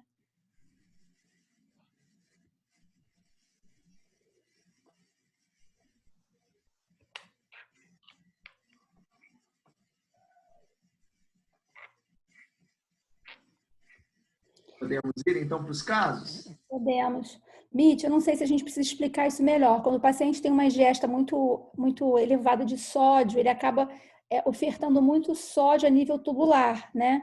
E aí o organismo entende que esse sódio precisa ser reabsorvido. Ele reabsorve o sódio, só que como tem carga positiva, reabsorve o sódio, mas volta para o túbulo cálcio. Então, uma ingesta aumentada de sódio acaba levando à hipercalciúria, né? Entenderam isso? Acho que isso é coisa importante. Por isso que a ideia é restringir sódio, não cálcio, né? Daí, exatamente. Daí a importância de fazer uma dieta bem pobre em sódio no paciente com cálcio. Mitch, sobre as diferenças do tratamento do cálculo coraliforme, por ser um cálculo um pouco maior, né? Como que seria o tratamento? O cálculo coraliforme é um cálculo assim mais específico, né? Então, normalmente, né, também, quando o cálculo fica maior, ele vai para a abordagem urológica. Avançaram muito hoje em dia nesses procedimentos aí, até mesmo por ureteroscópio flexível, né? Mas dependendo do tamanho, esse paciente tem que fazer abordagem alta. Assim como essa escolha e tudo mais, né, a gente tem visto cada vez mais, né, tem sido menos invasivo e menos cirurgia aberta, né? Mas frectomia, depende da situação que o paciente chega. Eu já vi paciente chegar com a pelve toda tomada por esse cálculo. Infecção, é melhor esse paciente tirar esse rim que já está tão comprometido em prol de não fazer uma sepse e tudo mais, ou até mesmo prejudicar o rim de São. O ruim também, né, que tem paciente que tem cálculo bilateral também, né, coraliforme. O grande problema do cálculo é justamente isso, né? É poder levar à perda irreversível da função renal. E ele vai se formando ao longo dos anos.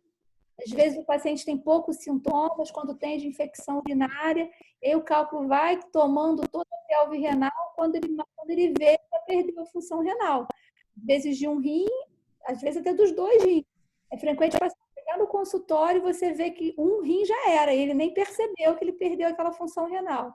Aí você pode fazer a tomografia renal para ver o quanto que aquele rim ainda representa a função renal global. E se o rim não estiver atrapalhando muito, você até deixa lá. Mas se ele for foco de infecção constante, você pode indicar nefrectomia, porque ele mais atrapalha do que ajuda, dependendo do quanto que ele contribui para a função renal global, você pode indicar nefrectomia. Acho que esse é o grande problema do cálculo coraliforme, né? Associação com bactérias produtoras de urease, né?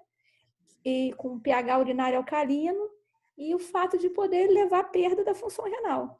De vez em quando, eu tenho alguns pacientes no consultório assim. Show, obrigada.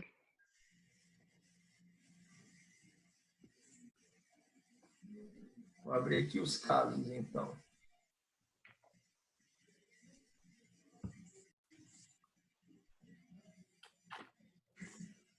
Mitch, uma outra coisa também que eu acho legal falar, apesar de eu ser uma consumidora, é o refrigerante com cola, né? Que tem muito sódio, né? Também é uma orientação prática, né?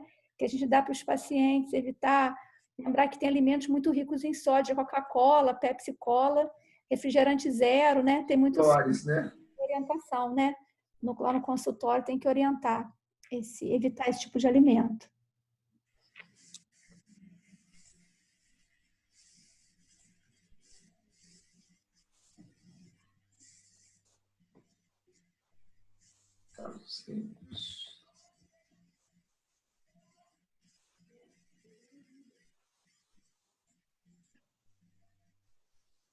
Vamos lá.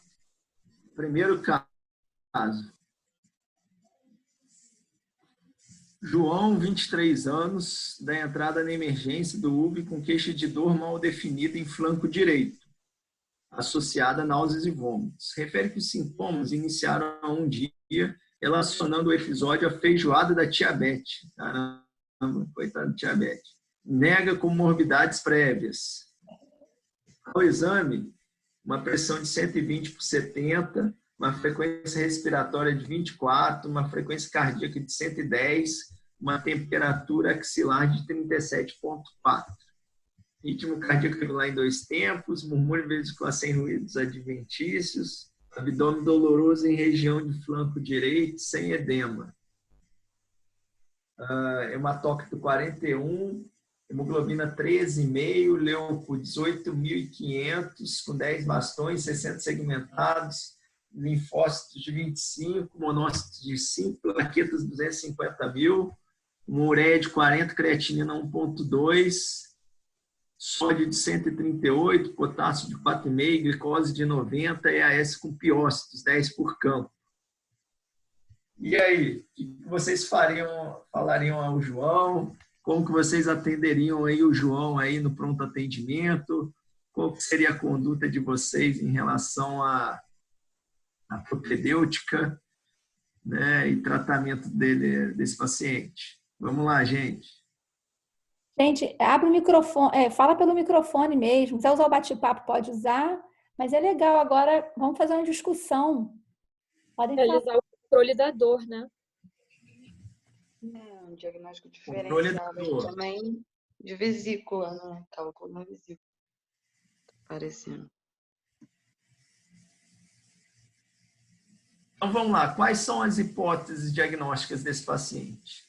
Ou até mesmo antes das hipóteses aí de vocês fazerem, esse paciente, como está em pronto-socorro, a gente tem que ser muito dinâmico. Uma das coisas que a gente mais tem que ver no pronto-socorro, logo de cara, é o quê? Saber triar esse paciente, né?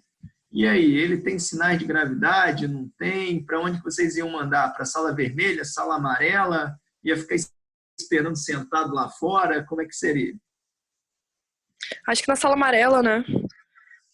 Fazendo Tá? um anti-inflamatório para dor, Buscopan, cetoprofeno. Por que sala amarela? Não sala vermelha?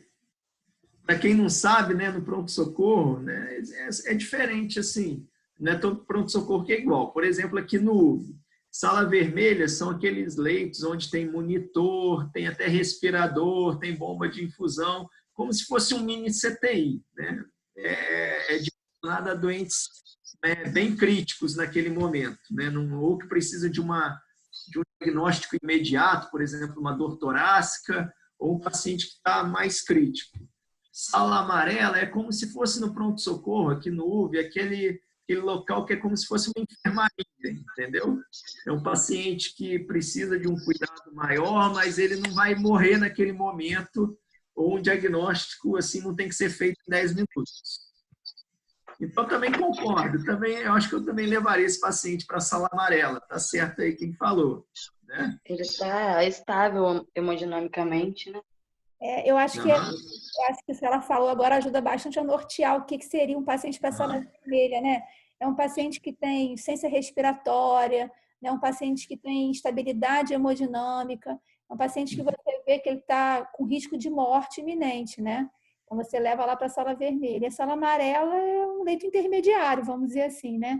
Não dá para ele ficar esperando, tem que ser atendido, tem que ter cuidados, mas não tem um risco iminente de morte, né? Isso aí. Quem falou aí? Acho que tem esse paciente está com estabilidade hemodinâmica, mas o que? Fala que ele poderia ir para amarela. Tem uma frequência cardíaca um pouco mais elevada, né? Realmente. Isso pode denotar alguns problemas, né? Mas está estável hemodinamicamente. Aqui eu não falei que ele está com o Glasgow rebaixado, aqui no caso então ele está lúcido, né? Está orientado. Nível de consciência bem lembrado, né, Mitch? Também é um fator assim que poderia levar um paciente para a sala vermelha, né? Porque aí está em paciente com nível de consciência muito rebaixado, pode, por exemplo, precisar de ventilação mecânica para garantia de via aérea, né? Então também seria um outro fator para levar o paciente para a sala vermelha, mas que ele não tem, né? Aqui eu não falo nada, né? Mas tem aqui, o oxímetro de pulso como quinto dado vital. Comprem um oxímetro de pulso, tá? Um oxímetro de pulso, eu brinco aí com o pessoal, né? Custa menos que uma bateria hoje em dia. R$100 você compra um oxímetro de pulso, tá? Então, provavelmente esse paciente você vai colocar o oxímetro de pulso se está saturando bem, né? Enfim, né? Não tem dados aí que façam ele ir para uma sala vermelha, no caso. Mas ele tem problemas aí, né? E aí? O que vocês estão pensando aí para o João? Por que ele vai para a sala amarela? Não vai para a vermelha, mas vai para a amarela por quê? O que vocês identificaram que deixaram vocês assim preocupados em termos de gravidade? Falem para a gente a hipótese diagnóstica dele e se vocês já vão fazer alguma medicação, alguma intervenção nele nesse momento da chegada. Ele está com um desvio importante para a esquerda, com bastões segmentados. Não, mas esqueça, num primeiro momento, o exame que eu mostrei aqui, né? Vamos pensar como um paciente chegando no pronto atendimento, né? A gente não tem o exame laboratorial. Ele tem coisa para abdômen agudo, né? Então ele vai precisar ser avaliado pela cirúrgica, tem história de libação alimentar. Então, assim, acho que um abdômen agudo você tem que... Então, a aula é de cólico ureteral, mas você está suspeitando mais de abdômen agudo nesse paciente, é isso? Isso. Por exemplo, qual abdômen agudo? Colelitise. Colelitise é pedra na vesícula. Então, a colelitise não é abdômen agudo. Seria o quê? Não, sim. Uma colelitise que é abdômen agudo, como que chama isso? Colicistite. Colicistite. Muito bem. Mas colicistite, normalmente, a dor é aonde? É mais hipocôndrio, né? É mais hipocôndrio. Mas, na prática clínica, é o seguinte, né? Às vezes fica mais referido em flanco, enfim. Realmente não não dá para você descartar, né? Tá certo. Mas pensaria em outra coisa? Tem que investigar apendicite também. Apendicite seria outro diagnóstico diferencial, né? A dor é apendicite De abdômen, geralmente. Hipocilíaca, mas pode ser referido em flanco também? Pode também. Oi, Anderson. Tem uma aluna que colocou aqui náuseas e vômitos, paciente taquicárdico. E uma outra paciente, uma outra aluna que colocou aqui indicação de analgesia e rotina de abdômen agudo. Tá todo mundo, acho que, pensando parecido, né? Tem alguma coisa aí, realmente cabe um diagnóstico diferencial, né, gente? Exato. Aí chega o laboratório. Aqui o laboratório que eu já mostrei aqui, né? O que chama muita atenção nesse laboratório? Vai lá. Essa leucocitose, né? Bastão, 10 bastões. Leucocitose, bastão, tem 10 bastões com desvio, né? Isso aí. Então, vou fazer uma pergunta para vocês. Cólica ureteral sozinho, né? É comum da leucocitose, e principalmente leucocitose com desvio? Você fica assustado com a leucocitose num paciente com cólica ureteral? Não, aí nesse caso pode ser até uma pielonefrite, né? Associada, exatamente. Cólica ureteral sozinha normalmente não dá leucocitose e nem desvia, muito menos desvio à esquerda. Então, nesses pacientes, que num primeiro momento eu pensei em cólica ureteral, mas vem um exame laboratorial desse, eu tenho que pensar então em quê? Pode ser uma cólica ureteral associada ao quê? Pielonefrite. Aqui no caso, com leucocitose, seria o quê? Uma infecção urinária alta já, né? Complicada. Mas o quê? Então tem que pensar realmente. O fato de não ter hemácia no EAS fala um pouco contra, né? A cólica ureteral. Sim, a sensibilidade eu mostrei lá do EAS, né? Que hemácia em cólica ureteral, né? Alteração no EAS principal, é 78%, né? Então, realmente, ficou estranho, né? Não é assim que a gente raciocina? Ficou estranho. Pode ainda ser? Pode, mas ficou estranho. Então, igual vocês estão fazendo, tem que pensar em que aqui? Diagnóstico diferencial. E aí, qual exame que vocês vão pedir? Ô, Mitch, mas você sempre fala também para a gente olhar pela clínica, né? E apesar de ter náusea e vômito, ele não tem febre. E aí a gente está valorizando mais o exame para poder falar que tem pielonefrite. Sim. Aí eu não sei se eu vou estar sendo errado. Aí eu quero que a Ana também explane também. Olha, eu tenho uma frase que eu falo... Acho que a Aline está aí também. Qual que é a frase, Aline? Medicina baseada em precisão. Não, essa é outra. Que eu costumo falar. O paciente tem o que ele pode ter. Vocês já estão numa tem fase que ele pode ter.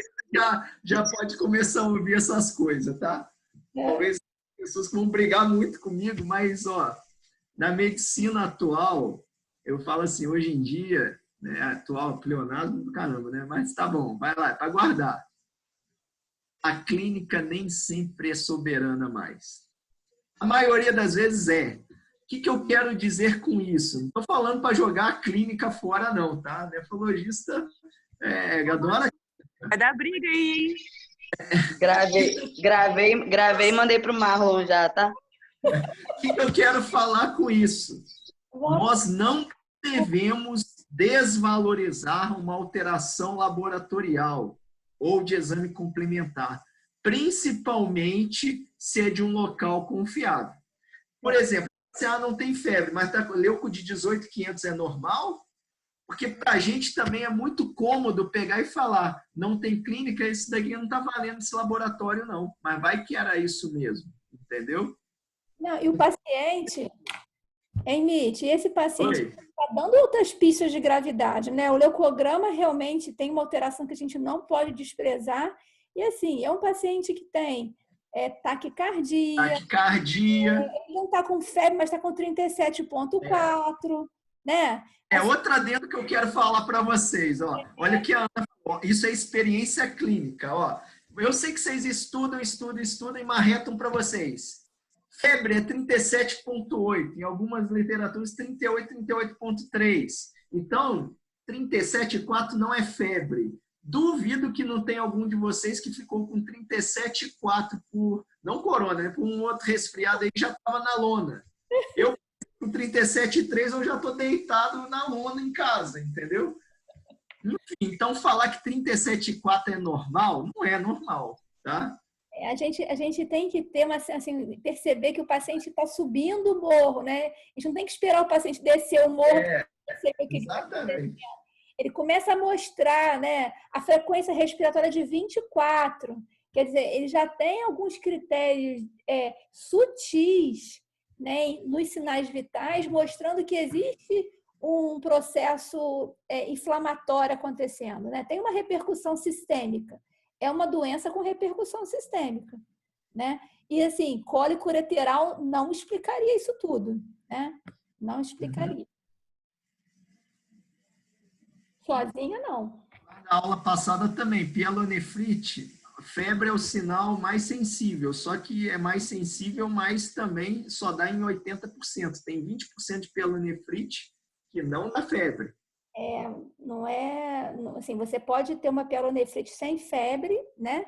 E... Não é o habitual, mas pode ter, né? Pode acontecer. Uhum. Alguém quer falar mais alguma coisa? Qual exame vocês pediriam agora? Não, o que vocês já fariam na paciente? Antibiótico terapia. Ah, isso aí. Mais o quê?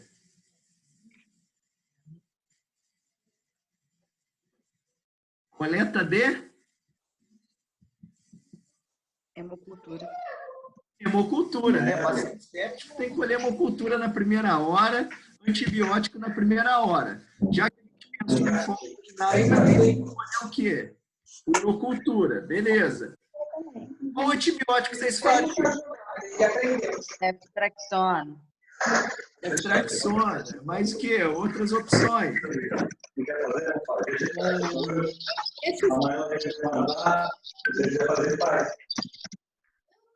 Quem não está falando, fecha o...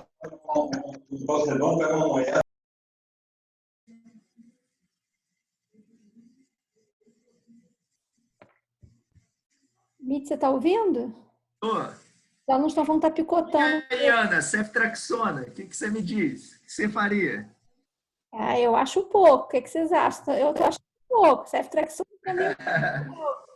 Pode fazer meropenem ou imipenem?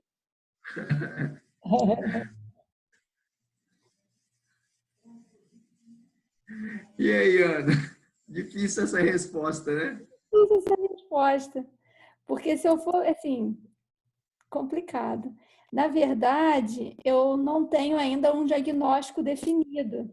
Porque, assim, se eu tenho pelo menos uma presunção diagnóstica mais direcionada, eu consigo direcionar mais o esquema terapêutico. Né? Está muito aberto ainda para a gente poder falar. Então, eu tenho que cobrir gram positivo, gram negativo e anaeróbio. Porque eu não sei ainda o que tem aí. Sem dúvida nenhuma, eu cobriria gram positivo, gram negativo e anaeróbio. Até eu ter uma definição melhor do que deve ser. Então, você mandaria o quê, Ana? Um mero-ivanco? Oi? Mandaria o quê para esse paciente, por enquanto? Mitch, eu não faria mero-ivanco nesse momento, não. Porque, não sei, eu acho que ainda... Ceftriaxona mesmo, então, e metronidazol. Talvez metronidazol com ceftriaxona. Eu acho que só ceftriaxona não. Eu acho que ainda não tem... Pelo não, pelo sim. Eu faria... Você, filho. Isso aí, ceftriaxona. Você tem a ceftriaxona. Eu tenho um amigo que fala que ninguém morre sem receber uma ceftriaxona. Mas eu acho que tem que ser ceftriaxona e metronidazol. Já que eu estou pensando na possibilidade de anaeróbio, de patologia abdominal, né? Pode ser. Faria ceftriaxona e metronidazol. Esse paciente tem um quadro infeccioso. Eu também costumo falar que a gente não tem que ter melindre, né? Tem que fazer antibiótico logo. Esse paciente pode estar séptico. E eu também não tenho melindre e falar que se eu não sei o que o paciente tem, dá ceftriaxona. Por quê? Tem uma ação contra a urina, né? Não vai pegar tudo, mas a maioria das infecções urinárias pega com ceftriaxona. Pneumonia comunitária, ceftriaxona é esquema. Quadro abdominal, o cirurgião sempre passa ceftriaxona com metronidazol. Se for meningite, ceftriaxona serve. Se for febre hemorrágica, ceftriaxona serve. Então, eu acho que pelo não, pelo sim, Rocefin também. Eu faria ceftriaxona e metronidazol. Exame. Qual exame aqui seria mandatório também? Vamos lá, gente. Aqui estão perguntando, mas fazer metronidazol pensando em quê? Pensando numa patologia intraabdominal, né? Aqui, ó, vocês não deram diagnóstico diferencial de abdômen agudo? A gente está falando de abdômen agudo inflamatório, não é isso? A gente falou em colicistite, falou em apendicite aguda, não foi? Então, acho que a gente tem que pensar. Pielonefrite é uma opção e a ceftriaxona vai cobrir. Tá? Fazer uma TCzinha, né? TCzinha? Com ou sem contraste? Tem Contraste. em contraste. Por que sem ou por que com? Pensando em cálculos, é melhor sem. Não Pensando em cálculo lateral, é melhor sem. Mas você está... Mas pensando em quê? Em abdômen agudo sem contraste, basta? Não, teria que ter. Teria que ter. Talvez qual que seria o cenário ideal? Vai para TC lá com o Henrique, faz a TC. Resolveu o problema, não faz contraste. Não resolveu o problema, o Henrique já falou, isso daí é abdômen agudo. Aí faz o quê?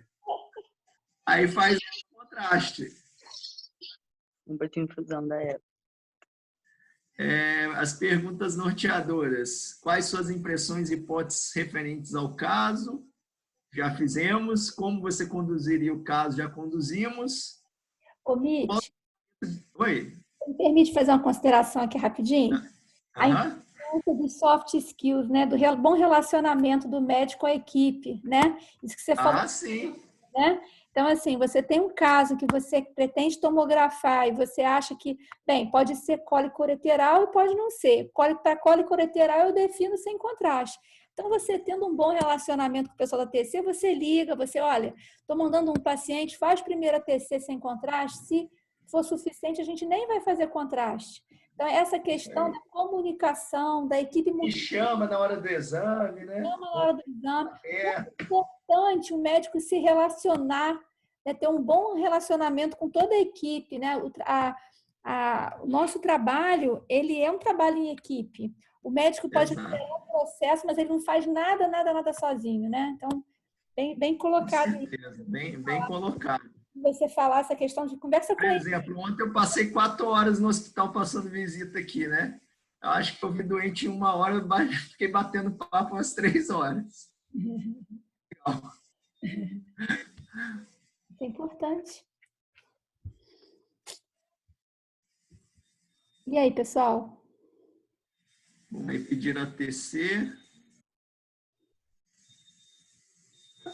Acho que tinha TC desse paciente é apendicite, não é, Ana? Mas não tem a imagem não, Mitch, mas é sim, uma apendicite. Era uma apendicite esse paciente. Então, vocês acertaram aí, fizeram o diagnóstico da apendicite, chama a clínica cirúrgica, né? Poxa, ela me surpreendi com a qualidade das colocações dos alunos. Muito bacana, parabéns. Muito legal. Foi certinho, né? Foi trilhado como um caso. Poxa, que legal. Como veio, né? Como seria, né? A história do caso. Tá certo. Pode passar?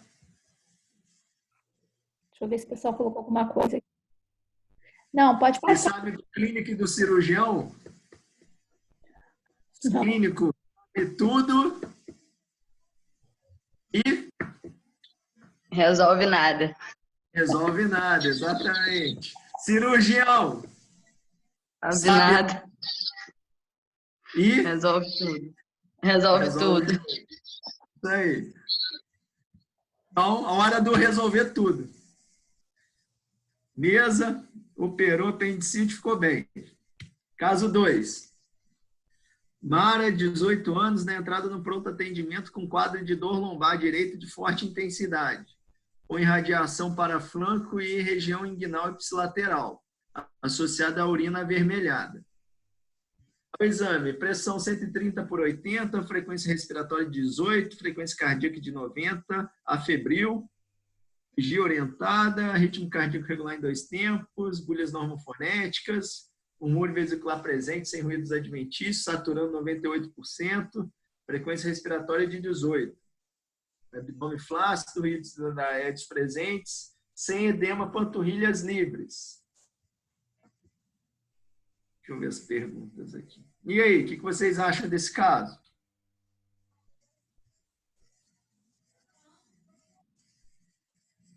Parece cólica Esse tá com mais ureteral. cara ureteral, né? Mas mulher em idade fértil, assim, a gente não pode também esquecer de outros abdômen agudos para ela. Quais? Prenhez tubária rota, né? Mais Qual a um. conduta de vocês no pronto atendimento para essa paciente? Chegou no pronto-socorro, assim. Só complementar, Tem analgesia. só complementar torção de ovário também, poderia ser uma hipótese, tá? Mulher em idade fértil. Legal.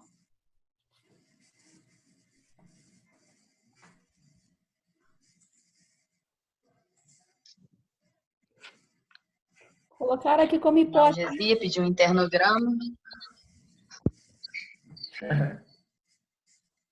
Internograma, para quem não sabe, é hemograma só de potássio, ureia, creatinina, glicose, tá? Como é que chama, Mitch? Eu brinco que é o internograma completo, né? Hemograma, sódio, potássio, ureia, creatinina, glicose. Verdade. Aqui, ó, uma aluna colocou como hipótese cólica ureteral e prenhez tubária rota, tá? Uhum. Na Fala contra a prenhez tubária rota. que dado que estaria faltando, né? Acho que não teria essa história tanto de irradiação, né? Acho que estaria mais grave, né? Com estabilidade hemodinâmica. Poderia estar com instabilidade, mas é comum isso daqui em prenhez ectópica rota, ó. Mas geralmente o abdômen está em tábua, né? Não tem assim. Não, Ou em tábua, às vezes nem está em tábua, mas também um exame normal não vai ter, né? Assim, a paciente pode referir ou não atraso menstrual, né? Não necessariamente ela pode ter percebido, às vezes não, mas seria mais um dado a favor, né? Seria atraso menstrual. E tanto lá na apendicite também, né? O abdômen diferente, a cólica ureteral geralmente não tem irritação peritoneal, né? Uhum. E aqui, quando você tem um abdômen agudo, frequentemente você tem, né, aumento da tensão abdominal, pode ter sinais de irritação peritoneal, né? Na prenhez tubária também. E pode ter anemia, né? Pode ter uma anemia aguda. Na verdade, assim, anemia pode ter uma instabilidade hemodinâmica. Até colocar isso no bate-papo, dependendo, você pode sim. Tem instabilidade hemodinâmica, colocaram aqui beta-HCG positivo, verdade, né? E uma coisa aqui que tranquiliza um pouco é que vocês falaram, né? Os sinais vitais. A Ana falou na outra aula, né?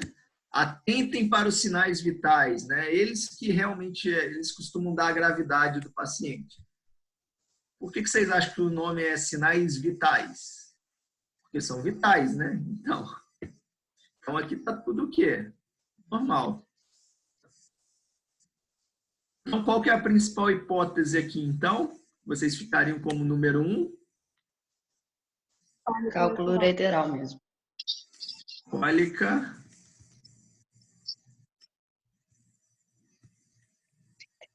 ureteral. Também acho que seria a minha principal hipótese. Na dúvida, nos seus exames complementares, também, né? Se você está suspeitando, poderia pedir uma beta-HCG, né? Uhum. Na verdade, até mulher em idade fértil, né? Antes de expor a mulher numa TC contrastada, uma tomografia, né? O ideal é ter beta-HCG. Muito bem colocado, isso mesmo. A aluna lembrou bem aqui. Vamos ver. Como você conduziria o caso? Qual o tratamento? Em caso de melhora, qual o tratamento domiciliar? E aí? O que vocês dariam para ela no pronto atendimento? Analgesia. Analgesia, muito bem. Com o quê? Prescreve aí para mim.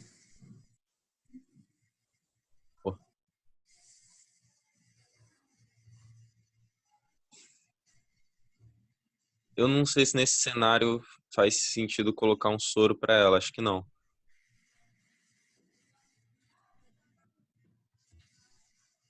O soro aqui, normalmente vocês vão ver esses pacientes com soro pendurado, né, porque pega um acesso venoso.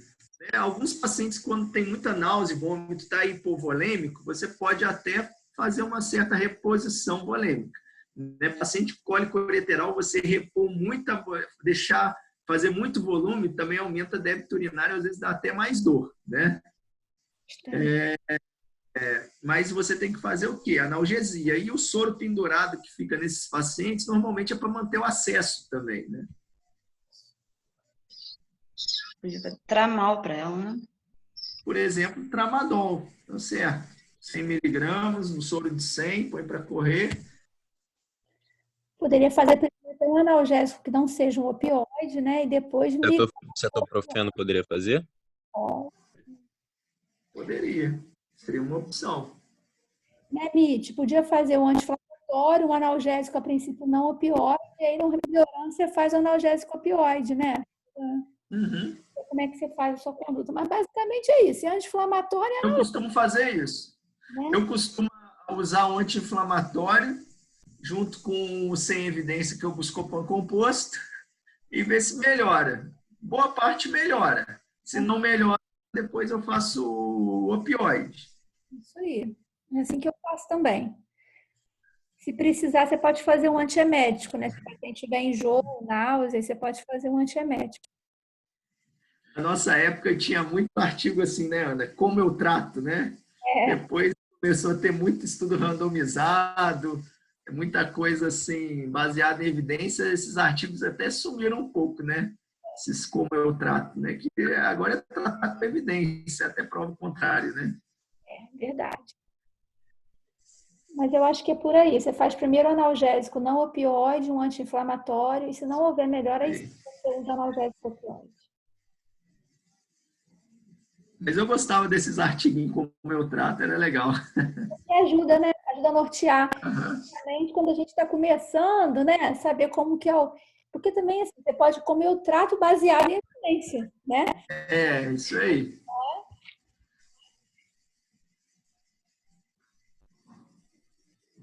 Aí a paciente evolui com melhora, porém refere que não suporta mais as visitas ao pronto atendimento. Relata que é a terceira vez que comparece ao pronto atendimento com o mesmo quadro apenas este ano. Então, uma recorrência, né? Refere que fez ultrassom recente que evidenciou pedra nos 2 rins. A paciente é encaminhada ao ambulatório de nefrologia. Qual a melhor conduta nesse momento para essa paciente, então? Nesse caso, a gente precisaria mensurar o tamanho do cálculo, não? Tamanho do cálculo? É importante pesquisar o exame de imagem para essa paciente. Saber se dá para passar um medicamento para tentar expelir ou se já... Eu acho que você não entendeu muito bem a pergunta aqui. Ô, Mitch, eu acho que a gente, na verdade, assim, primeiro é como você conduziria o caso e qual o tratamento. Então, se lá no início, quando a gente recebeu essa paciente, a gente faria analgesia, né? Poderia fazer, então, um EAS, mas faria uma tomografia computadorizada, ele cuidar de 15 vias urinárias. Você consegue ver o tamanho e a localização do cálculo.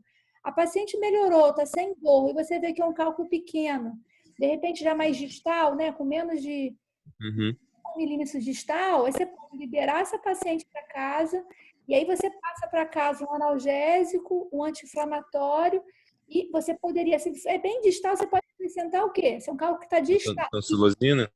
você pode passar tansulosina. Aí ele ela vai para casa assim, né? E aí, Uhum. aí que entra a outra pergunta, né? A outra pergunta, a paciente falou que já teve isso outras vezes. E aí, como você vai conduzir a partir daí? Aí uma história de cólico ureteral recorrente. Aí cabe uma outra abordagem, né? Entendi. E aí, como é que o nefrologista vai fazer essa abordagem, né, naquele contexto que a gente conversou, de fazer uma investigação, né? Por que essa paciente recorre? O que vocês sugerem? O Vitor respondeu lá no bate-papo. Deixa eu ver aqui. Análise metabólica do cálculo, porque teve 2 lados, é recorrente. E aí, a Lina respondeu aqui, exato, isso aí. Isso aí. Estou gostando muito de ver, muito bacana mesmo. E aí, digamos que fez a avaliação metabólica, não achou nenhum fator assim específico. Quais seriam as orientações para ela? É o mais comum de ocorrer, né? Orientações quanto à dieta, né? Uhum. Pensando em sais de cálcio, que são os mais... Pensando por sais de cálcio, restrição de sódio, né? Restrição também de proteína, caso de alguma... Isso. Suco Dieta, de limão. Suco de limão. Primeiro, começa por ingesta o quê? A ingesta de quê? Hídrica, né? Isso. Aumentar a ingesta hídrica, isso aí. Diminuir o sódio da que falaram, né? O suco de limão que tem citrato, apesar da paciente não ter hipocitratúria. Diminuir a dieta muito rica em proteína, não é isso? Essa recomendação vale para todo paciente, né, Mitch? Para todo paciente com cálculo, independente do tipo de cálculo, da alteração metabólica, vocês não vão errar se vocês orientarem, né?